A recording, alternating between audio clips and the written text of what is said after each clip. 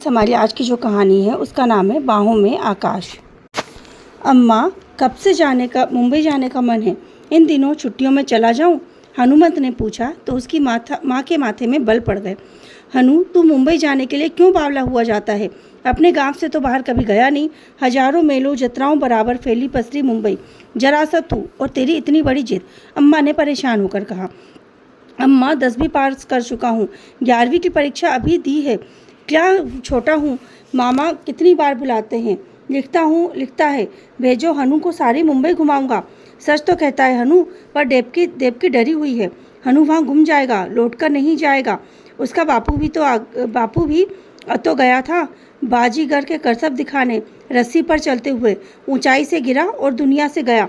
तब से मुंबई के नाम से ही जी कांपता है। हनु ने सब सुन रखा था। उसे याद है, बापू गांव गांव जाकर खेल करतब दिखाता। 3-3 बांसों की तिपाई से बंधी रस्सी पर सीधी सधी चाल चलता। छोटा सा हनु तब ढपली नगाड़ा बजाता। कभी स्वयं भी, कभी एक हाथ से छोटा छाता, दूसरे हाथ में रंगीन रुमाल लेकर डोर पर चलने के करतब दिखाता। बापू ही तो उसे सिखाता। हन्नू की अम्मा, देखना बस कैसा तैयार करता हूँ इसे, एक छलांग में सूरज से जा भिड़ेगा। हनुमंत का जीवन पुष्प एक घुमक्कड़ जमाता के बीच खिला था। खेल करतब दिखाना फिरना उसे शौक था और पेट पालने का माध्यम भी। हिम्मत, मेहनत और साहस उनकी पूंजी थी। पर बापू एकाएक गुजर गया। इस घटना से देवकी भी बहुत डर गई थी। हनु इन खेलों के लिए हुनरमंद था, यह जानते हुए भी इन बाजीगरों क्रियाकलापों से उसे दूर रखने का निश्चय कर लिया था। सारे अभावों के बीच उसने उसे पढ़ाने का मन बना लिया। घुमक्कड़ी छोड़ कोल्हापुर के कमरे के घर में रहकर गुजारे के लिए लोगों के यहाँ कुछ घरेलू काम करने लगी। पर उसे कहाँ खबर थी, बापू जो काम करते थे, हनु को भी उससे प्यार है। वह शाला के बाद व्यायामशाला जाता, कुश्ती, कूद, मलखंभ, मुठगर, दंड बैठक सभी का अभ्यास करता। और वहाँ के सब उस्ताद ने रस्सी पर चलने के करतब सिखाने के लिए शाह उस्ताद को बुला लिया था। सितारा सर्कस से सेवानिवृत्त शाहजी उस्ताद से नए गुण सीखकर हनु जल्दी ही इस कला में माहिर हो गया था। रस्सी पर उसकी चाल देखकर गुरु शाहजी वाह वाह कर उठते और हनु का मन आशा के नए पंख लगाकर आकाश की सैर करने लगता। 2 वर्ष बीतते। हनु ने अखाड़े के वार्षिक उत्सव में प्रथम पुरस्कार जीतकर नाम कमाया और अपनी अम्मा को भी इस खुशी में शामिल कैसे करता।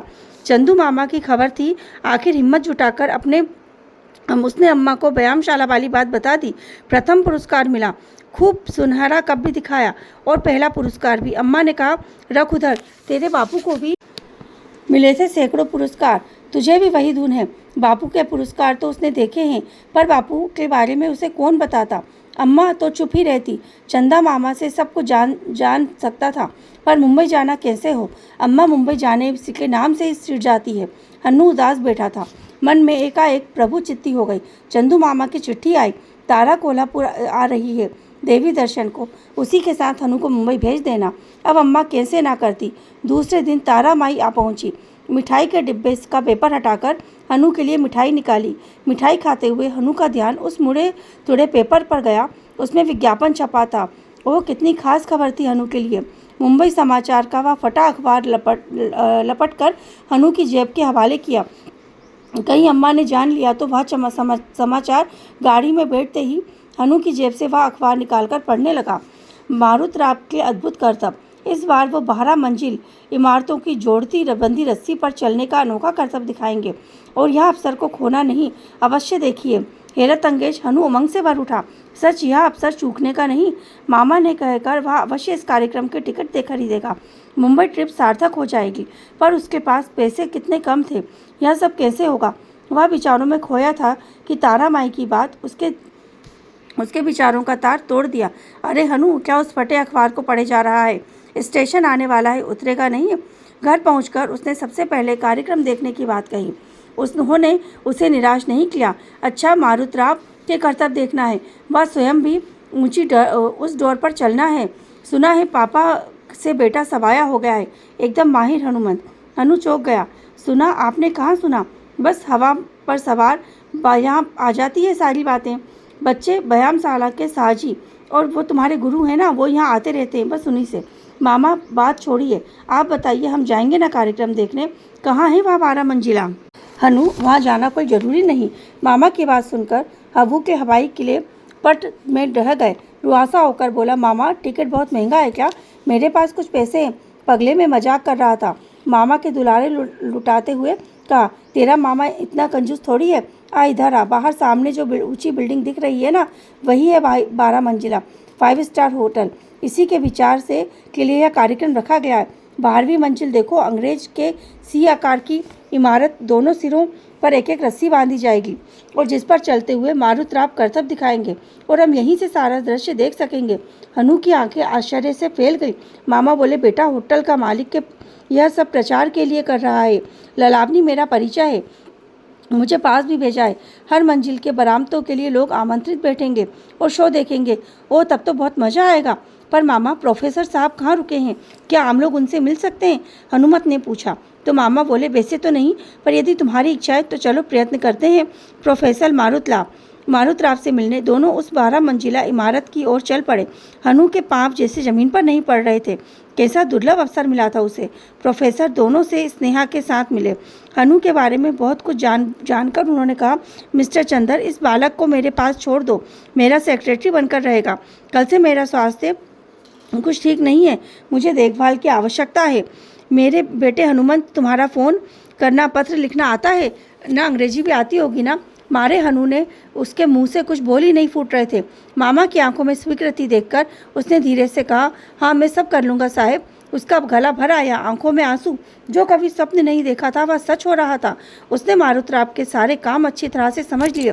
जब भोजन की थालियाँ आईं, हनु ने जाना मारुतराव परहेज करते हैं, आलू, चावल, घी इत्यादि। न कारण पूछने पर हनु को उन्होंने बताया कि हृदय विकार हो गया था। हनु को आश्चर्य हुआ। ऐसी हालत में यह काम, बच्चे शौक है, जीवन भर यही काम किया है। फिर यही कार्यक्रम ललवानी ने 10 महीने पहले एडवांस देकर पक्का किया था, तो मुझे करना ही था। अब स्वास्थ्य ठीक नहीं है, दवाएं चल रही हैं।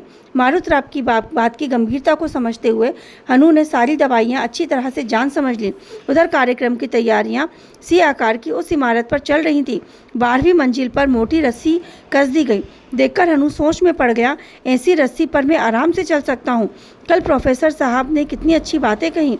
अनमोल गुरु मंत्र। हनु रस्सी पर चलने के लिए, करतब दिखाने के लिए शरीर संतुलन, चौकस नज़र, सूर्य की किरणों से बचना और सबसे बड़ी बात, दृढ़ आत्मविश्वास बनाए रखना, यह बातें आवश्यक है। नीचे बैंड की धुन बज रही थी। हनु के विचार की श्रृंखला टूटी। प्रोफेसर मारुतराव कपड़े बदलने को उठे तो एकाएक उनके सीने में दर्द हुआ, तो कराते हुए हनु को पुकारा। हनु को संकेत किया। उसने दौड़कर उसकी दवाई बताई और उनकी जीभ के नीचे रख दी। उन्होंने आराम से लिटाकर डॉक्टर को फ़ोन किया।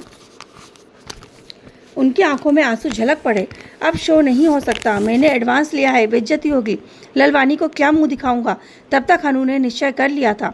हनु ने उन्हें दिलासा दिया, साहब मैं यह काम कर लूँगा, मैंने आपसे शिक्षा भी ली है, आप जैसी कदकाठी है, सब यही समझेंगे आप शो कर रहे हैं। आपके आशीर्वाद से मैं रस्सी पर चल जाऊंगा, बस आप आराम करें और किसी को भी इस बात की खबर ना हो। डॉक्टर आ पहुँचे। उपचार के बाद मारुतराव कुछ ठीक अनुभव कर रहे थे। उनके पास बैठकर सहलाते हुए हनु ने कहा, साहेब संकट की घड़ी टल गई है, आप शो की चिंता ना करें, मुझे अनुमति दें और आशीष दें। तनाव छोड़ आप पूर्ण विश्रांति लें। मामा भी आ पहुँचे, आपके पास रहेंगे। हनु ने जल्दी से शो की पोशाक पहन ली। मारुतराव ने स्नेह और कौतुक के साथ हनु की ओर देखा और प्रोफेसर मारुतराव का रोमांचक कार्यक्रम शुरू हुआ।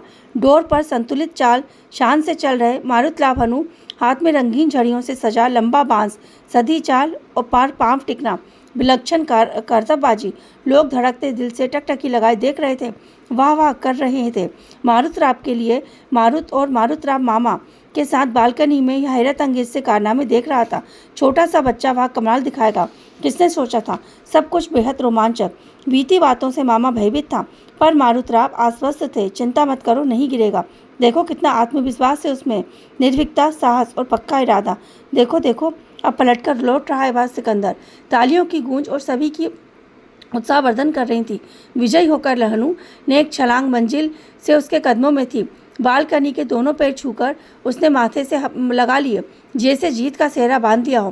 प्रोफेसर मारुतराव ने कहा, शाबाश बेटे, देखा मामा, हनुमान ने एक छलांग में आसमान नापकर सूर्य को निकला था, और वैसे ही हमारा हनुमंता, इसका साहस देखो, इसके लिए खेल जान पर खेल गया। आज से यह मेरा शिष्य है और मेरा पुत्र भी। तब तक हनु कपड़े बदलकर लौटा। साहब, आपको अधिक बोलना, बात करना मना है। यदि ऐसा किया तो डॉक्टर को फ़ोन करना पड़ेगा। हनु की बात पर सब हंस पड़े। प्रोफेसर साहब ने हनुमंत को 500 रुपये और कसरत की सुंदर पोशाक भेंट की। मामा भांजे कोल्हापुर लौटे। मामा ने बड़े ही कौतुक के साथ सब कुछ बताया। यह सब सुनकर अम्मा के दिल में दहशत थी, वहीं दूसरी ओर खुशी की तरंग भी। आंखों में आंसू भरकर हनु को हृदय से लगाकर वह आशीष देख रही थी। दोनों ही मन हनु के बापू सूर्य जी को याद कर रहे थे। तो देखा बच्चों, यदि हमारे मन में दृढ़ विश्वास हो तो हम कुछ भी कर सकते हैं। राधे राधे।